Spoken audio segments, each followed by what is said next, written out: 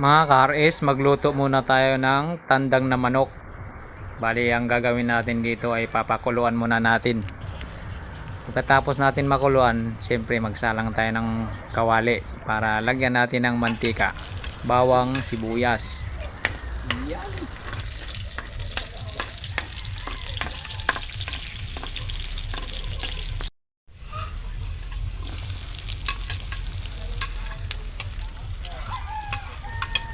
Mga ka-RS, no? Bali, gumamit tayo ng kalandi kahoy. Ayan, kitang-kita naman na kahoy ang ating ginamit sa pagluluto. At isunod na natin yung karne ng manok. Tandang po ito ka-partner, ha. Bali, nag-edad na po ito ng 3 taon. Medyo matigas-tigas po ito. Maglagay na po tayo ng vinegar tsaka toyo. At lagyan na rin natin ng magic sarap, dagdag aroma. Tapos maglagay na rin tayo ng gata.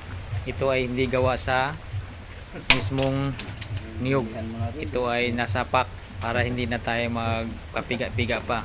Bumili na lang tayo sa tindahan para mas mabilis. At lagyan na rin natin ng chicken nuggets. Hinalo na. Dalawang kusinero, no? Dalawang kusinero. Iyon. Dalawang kusinero dito. Wow, yummy. Yummy. Delicious.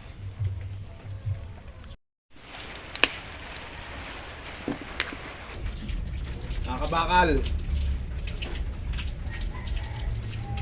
Ito na yung luto natin. Iyon. Tapos, ito naman, may isda pa dito. Iyon. Eh, Punasan mo, ando yung basahan laso. yum yum. Delicious. May kape pa yan mamaya. Gabi pa. Pagkatapos kumain.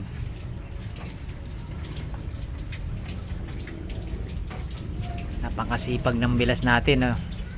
Ang daming nilaban kanina, oh.